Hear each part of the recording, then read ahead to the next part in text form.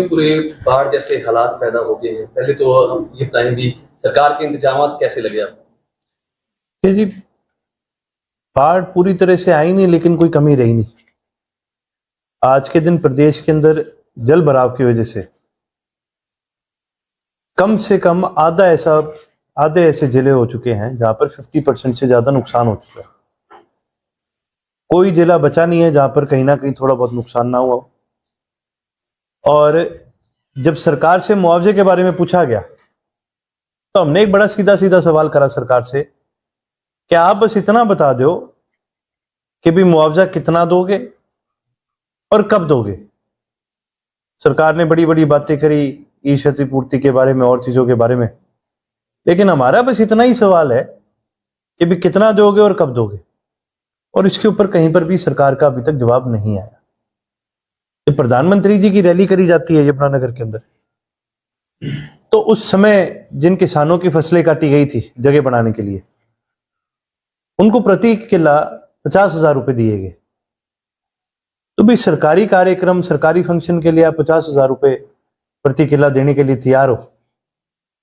जिस किसान का जल भराव की वजह से, बारिश की वजह से और सरकार की नाकामी की वजह से जिस किसान का नुकसान हुआ, उसकी भरपाई कौन करेगा?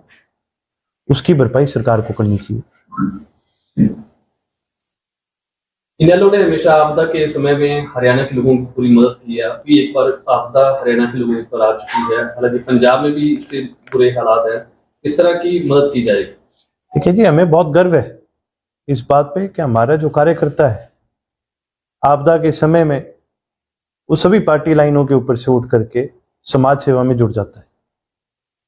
हमारे कार्यकर्ता साथियों ने लगातार गांव के अंदर जहां पर भी कहीं पर बांध पर नुकसान हुआ है वहां पर पहुंचने का काम करा है, मदद करने का काम करा है।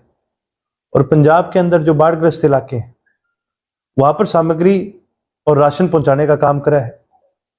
उनके लिए पानी, उनके लिए खाने की सामग्रियां, सामान, ये सब पहुंचाने का काम करा। और बड़ी खुशी की बात है, इसके अंदर एक बड़ी भूमिका जो है वो हमारी जो छात्र संगठन है ISO, उसकी एक बड़ी भूमिका है। उन्होंने बहुत मेहनत करने का काम करा है। सिरसा जिले में भी पूरी तरह से तबाही मची हुई है। इस तरह से हालात देखते हैं, इस प्रकार मदद की जाए। देखिए जी, ऐसे समय पे मौके पर जितनी मदद हो सके वो तो एक चलता प्रयास है, लेकिन एक बड़ी बात यह है कि भी ये लगातार हर साल होता रहा है। पहले कभी हमने सुना था कि भी जल भराव के कारण से 10 साल पहले कभी नुकसान हुआ था, फिर 2023 में हुआ और फिर 2025 में ही दोबारा हो रहा है। इस प्रकार के जो हादसे हैं, इस प्रकार के जो नुकसान है, ये लगातार बढ़ते जा रहे हैं।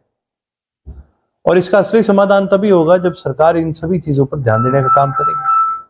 जो कच्चे बांध है इनको पक्का करने का काम करेगी, उनके ऊपर सड़कें बनाने का काम करेगी, नहरों की खुदाई कराने का काम करेगी, उनकी सफाई कराने का काम करेगी। जब तक ये सारे काम नहीं होते, इस प्रकार की दिक्कतें, तकलीफें लगातार हर साल बढ़ेंगी।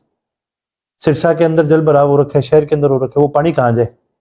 सारे नाले, सारी नहरें सब भरे पड़े हैं। जब तक इनकी अच्छी तरह से खुदाई, सफाई, इनकी मेंटेनेंस नहीं होगी, तब तक ये दिक्कत बढ़ती रहेगी।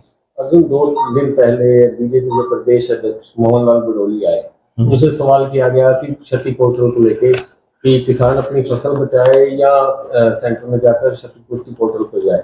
तो उनका कहना है कि किसान अपने मोबाइल पे ही मतलब अपनी जो फसल खराब है उसका विवरण दर्ज करा सकता है। मैं तो आपके माध्यम से उनको कहना चाहूंगा, एक बार आप चला के दिखा दो अपने मोबाइल पर। चलती ही नहीं है ये पोर्टल आधे से ज्यादा टाइम। और कितने ऐसे गांव हैं जो जल भराव के कारण जिनमें नुकसान हो गया, जो बाढ़ग्रस्त है, उनके नाम ही नहीं है पोर्टल के ऊपर। फिर फायदा क्या इस पोर्टल का? कितनी बार ऐसा हुआ है कि नुकसान किसी किसान का होता है और किसी और जिले में बैठा कोई और आदमी उसका फायदा उठा लेता है। ये पोर्टल वगैरह ये सब तभी काम करते हैं अगर आप ग्राउंड पे वेरीफाई करो, ग्राउंड पे आप सरकारी प्रशासन का प्रयोग करो। पोर्टल पे आपके पास दरखास्त आती है तो आप अपने उनको लगाइए, कर्मचारियों को लगाइए, आप प्रशासन को लगाइए कि वो जाएं, गांव के अंदर जाएं, वेरीफाई करके आए। ये सारी चीजें हो सकती है, लेकिन करने की नीयत होनी चाहिए। अर्जुन, आप रानिया में भी दौरा करके आए, क्या हालात है रानिया के आपके? देखिए जी, रानिया में काफी गाँव के अंदर नुकसान हुआ है, क्योंकि हमारा जो पूरा हल्का है ये घग्गर बेल्ट के साथ ही लगता है। हमारा पहला गांव जो है पंजाब बॉर्डर के पास से शुरू होता है और हमारा आखिरी गांव जो है वो जाते जाते आपका राजस्थान बॉर्डर तक वहां तक पहुंचता है। और इन सभी जगहों पर नुकसान बहुत भारी देखने को मिला है। कारण ये है क्योंकि जहां पर बांध कच्चा है वहां पर क्या है जी, पानी नीचे से आना शुरू हो जाता है और नीचे से थोड़ा थोड़ा थोड़ा थोड़ा पानी आके भी खेत को जब उसको पूरे को भर देता है तो नुकसान होना शुरू हो जाता है। 2-3 गांव के अंदर बांध टूट गया, किराड़कोट में, मल्लेवाड़ा में, आपका जोड़नाली में, खारिया और दोतड़ के बीच में बांध टूटा है। बहुत नुकसान हुआ है जी लोगों का। और लगातार हमने सरकार से मदद मांगने का काम करा, लेकिन कहीं पर भी सरकार की तरफ से कोई भी ऐसी अनाउंसमेंट नहीं आई, कोई भी ऐसी राहत नहीं आई।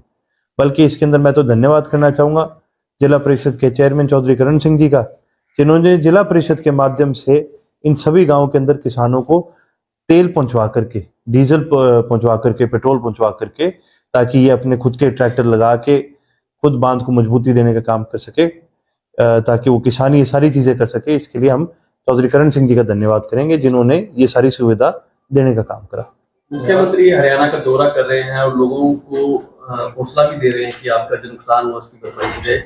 आप खुद इनेलो के विधायक हैं, आपके मुताबिक कितना मुआवजा किसानों को देना चाहिए?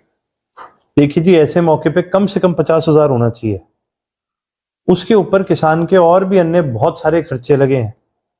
बहुत सारे ऐसे किसान हैं जिनको अपने घर खाली करने पड़े क्योंकि उसके अंदर जल भराव हो गया था। बहुत सारे लोगों के जो घर हैं बारिश की वजह से टूट के हैं। गरीब लोगों के जो घर हैं, क्योंकि जो कच्चे मकान होते हैं वो बिखर के उनके पास आज रहने के लिए जगह नहीं है। तो इस प्रकार से लोगों की मदद करी जाए, उनके मकान पक्के कराए जाए, जिनके खास करके जिनके मकान टूटे हैं उनको एक प्रायोरिटी पे करके उनके मकान पक्के कराए जाए। काम बहुत सारे हैं कराने वाले। अब मुख्यमंत्री साहब बार बार कह रहे हैं भाई बहुत है खजाने में पैसा, तो मैं भी आपके माध्यम से कहूंगा भाई बरसा दो, फिर दो, लोगों तक पहुंचाने का काम करो, लोग आपका धन्यवाद करेंगे।